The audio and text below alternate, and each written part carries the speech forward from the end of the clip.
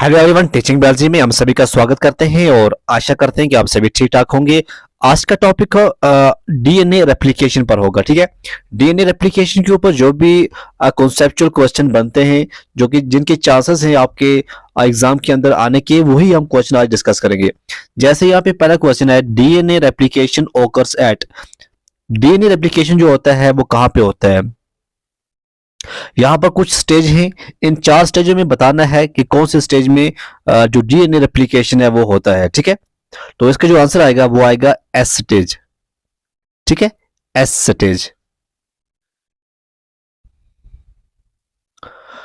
The process of replication deoxyribonucleoside triphosphate acting as substrate, providing energy for polymerization reaction, acting as an enzyme, या पहला और दूसरा। तो इसका आंसर क्या आएगा?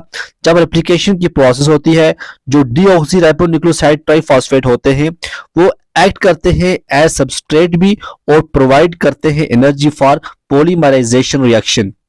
ठीक है, तो ये जो आंसर आएगा इसका बोथ 1 and 2। ओके, इसी तरह जो सेकंड क्वेश्चन यहाँ पे हुआ है, DNA polymerase is needed for. अब जो ये एंजाइम है डीएनए पॉलीमरेज के बारे में पूछा जाता है और ये किसकी नीड के लिए होता है? ये replication of DNA, yes. Synthesis of DNA, yes. Elongation of DNA, yes. तो ऑल ऑफ द इबो। तो यहां से आपको डीएनए पॉलीमरेज के पता चल गया कि किसके लिए नीड होता है। रेप्लिकेशन के लिए भी होता है, इलोंगेशन के लिए भी होता है और सिंथेसिस के लिए भी डीएनए पॉलीमरेज का नीड होता है। डीएनए डुप्लीकेशन ओकर्स है। डीएनए डुप्लीकेशन कहां पे होता है? डीएनए डुप्लीकेशन क्या मेयोसिस सेकंड में होता है या माइटोटिक इंटरफेस में होता है, माइटोसिस ओनली में होता है, या मेयोसिस एंड माइटोसिस बोथ में होता है? तो इसका जो आंसर आएगा वो आएगा मेयोसिस एंड माइटोसिस बोथ में डीएनए डुप्लीकेशन होता है। उसके बाद है DNA molecule in which both strands और radioactive thymidine is allowed to duplicate in an environment containing non radioactive thymidine. What will be the exact number of DNA molecule that contain the radioactive thymidine after 3 duplications? तो after 3 duplications का जो answer आएगा वो आएगा 2। Okay,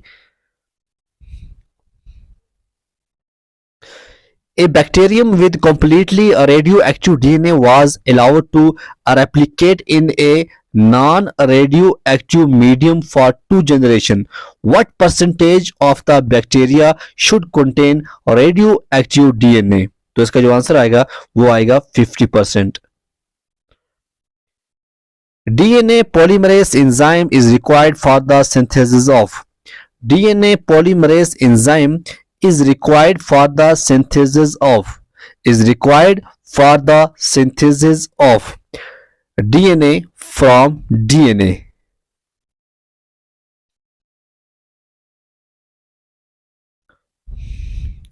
next क्या है?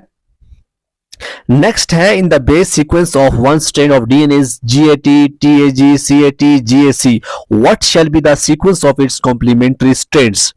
तो उसका आंसर आएगा CTA, ATC, GTA, CTG। ठीक है, ये बार 4 बार जो है CTA, ATC, GTA, CTG इसका कॉम्प्लीमेंट्री स्ट्रेन के ऊपर सीक्वेंस आएगा। Method of DNA replication in which 2 strains of DNA separates and synthesize new strains. Methods of DNA replication in which 2 strains of DNA separates and synthesize new strains. तो उसका जो answer आएगा वो क्या आएगा? Semi conservative. क्या answer आएगा? Semi conservative. Method of DNA replication in which 2 strains of DNA separates and synthesize new strains. इसका आ गया semi conservative. During replication of bacterial chromosome, during replication of bacterial chromosome DNA synthesis start from a replication origin site and option बहुत सारे हैं, लेकिन जो answer आएगा वो आएगा moves in bidirectional way. ठीक है, इसी तरह ये क्वेश्चन है, which one of the following hydrolyses internal phosphodiester bond in a polynucleotide chain? तो इसका आंसर क्या आएगा, एंडोन्यूक्लियस। ठीक है, एंडोन्यूक्लियस इसका करेक्ट आंसर है। Which one of the following hydrolyses internal phosphodiester bond in a polynucleotide chain, तो इसका आंसर आएगा endonuclease. The nature of DNA replication is, nature क्या होगा डीएनए रेप्लिकेशन का, तो इसका आंसर आएगा सेमी कंजर्वेटिव। ठीक है, the direction mode of DNA replication E coli is, अब कौन सा मोड होता है रेप्लिकेशन का ई कोली के अंदर, तो इसका जो आंसर आएगा वो आएगा semi conservative and bidirectional. Next क्या है, which of the following enzyme is used to join DNA fragments, अब ज्वाइन की बात हो रही है, कौन ज्वाइन करेगा डीएनए फ्रैगमेंट्स को, जी हाँ ये लाइगेस है, लाइगेस का काम होता है ज्वाइन करना, तो लाइगेस है ये एंजाइम जो यूज होता है, जो डीएनए के फ्रैगमेंट्स होते हैं उनको जोड़ने का काम जो है वो लाइगेस एंजाइम करता है। Okazaki fragments are synthesized on, अब जो ओकाज़की फ्रैगमेंट्स होते हैं ये सिंथेसाइज्ड कहां पे होते हैं, ये होते हैं हमेशा lagging strands of DNA only, lagging strands of DNA only. Okazaki fragments कहां पे सिंथेसाइज होते हैं, lagging strands of DNA only.